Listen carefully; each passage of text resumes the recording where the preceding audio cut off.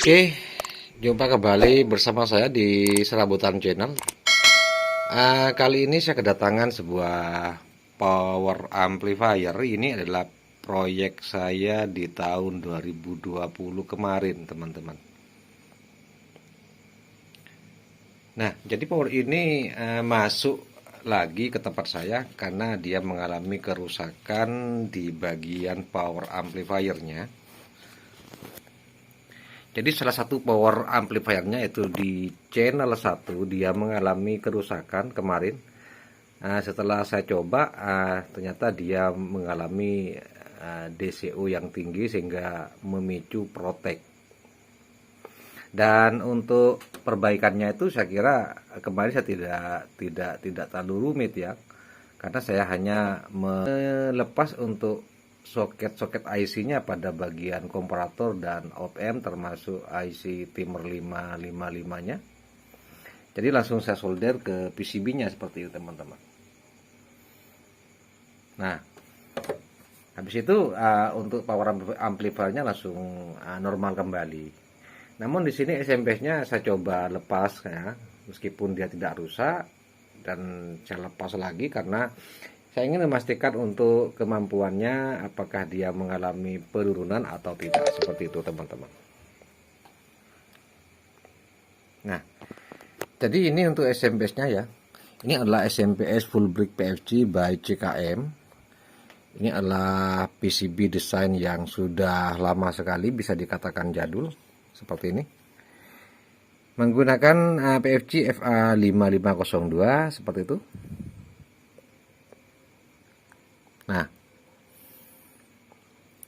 jadi sekarang saya akan coba untuk mengukur dayanya, berapa kemampuan untuk SMP ini. Karena ini untuk sirkuit PFD-nya memang agak terbatas kemampuannya ya. Jujur saya sendiri masih kesulitan untuk memaksimalkan kerja dari PFC SMP ini tipe FA5502, karena pada PCB-nya ini pun juga dia tidak terpasang totem pole atau menggunakan double MOSFET, dia hanya menggunakan single MOSFET seperti itu. Nah, di sini sudah saya siapkan untuk dummy load-nya.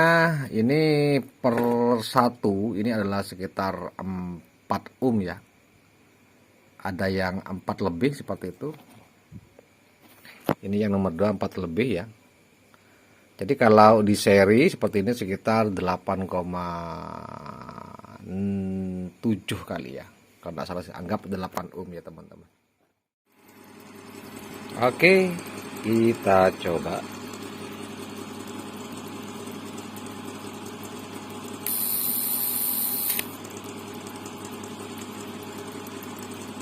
Untuk beban 8 ohm ya, dapat sekitar 28 ampere. Kita coba lihat lagi untuk drop yang dihasilkan.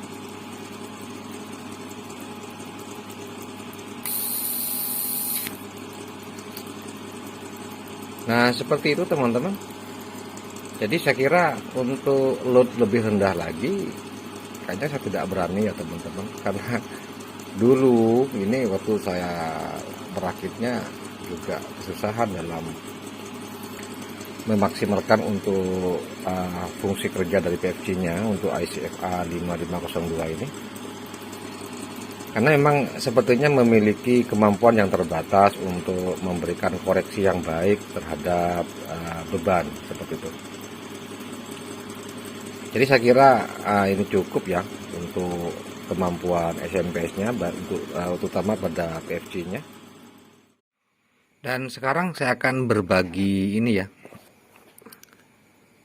berbagi referensi mungkin sesuai dengan data komponen atau nilai yang saya pasang pada SMPS ini. Mungkin itu bisa menjadi referensi untuk teman-teman, atau mungkin barangkali akan dicocokkan dengan punya teman-teman. Untuk spek-spek komponen atau nilainya, untuk PFC-nya ini saya menggunakan 1 mH ya. Dulu ini saya beli jadi, entah ini bekas PFC-nya apa ya. Terus untuk air sensinya ini saya menggunakan 0,01 kali 2. Terus untuk MOSFET PFC 47N60. Nah, terus untuk bagian PFC-nya sendiri, untuk pin 16 ya, pin IDET, ini saya menggunakan sekitar sekitar mungkin 56 ohm ya, karena ini 47 ohm di seri dengan 10 ohm. Saya tidak menggunakan 1 kilo di sini, karena apa? Yang saya coba itu 1 kilo itu malahan membuat kemampuan PFC semakin loyo dan menyebabkan output tegangan itu seakan-akan tidak stabil ya teman-teman.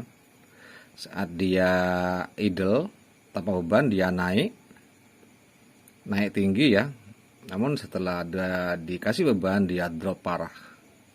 Jadi saya menggunakan sekitar 56 ohm di sini. Nah, di sini teman-teman untuk frekuensinya ini saya menggunakan RT dan CT 22K plus 470 PF ini ya teman-teman. Ini frekuensinya sekitar 120-an kHz kalau tidak salah dulu itu. Nah, untuk yang lain-lain saya tidak melakukan perubahan ya. Terus di sini saya kapasitornya untuk pin 56 ya. Ini terhubung ke pin 56. Aslinya tuh saya lupa, kalau tidak salah nilainya itu PF ya di sini. Namun saya pasangi 150 NF. Ya, kenapa? Ya, coba-coba saja dulu ini ya. Seperti itu. Untuk supply FBT-nya ini sekitar 17 volt teman-teman. Jadi untuk teman-teman yang ingin menaikkan, mungkin yang belum paham saja, di sini ada resistor 10 kilo. Itu diganti teman-teman, diganti 12 kilo ya.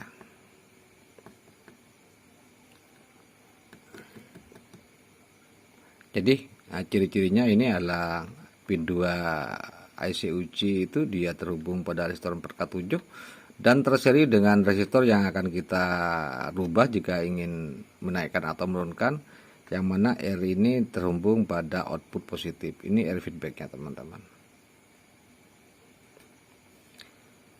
Seperti itu. Jadi untuk yang lain-lain saya kira tidak ada ya untuk perubahan nilai komponen pada sirkuit PFC-nya ini. Untuk frekuensi full break-nya ini saya main di 60 kHz teman-teman, dengan induktansi trafonya sekitar 4 mH. Untuk JDT 1,3 mH. Seperti itu.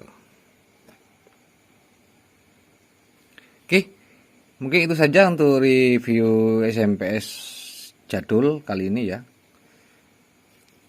Jadi ini SMPS legendaris, karena dengan SMPS ini kita semua bisa memulai belajar mengenal dan merakit SMPS.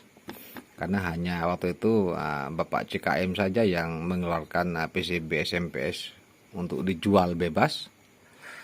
Jadi ini adalah SMPS sejarah teman-teman. Adapun kelebihan atau kekurangannya dia, yang jelas ini PCB ini khususnya dari Bapak CKM itu sangat berjasa pada kita semua. Oh teman-teman, lupa saya teman-teman ya. Untuk yang request ini, untuk yang request badak ramping ya teman-teman. Ini sudah jadi, sebenarnya sudah lama jadi, cuma saya tidak sempat untuk numpang ngelut listrik bengkel ya, atau ke temen.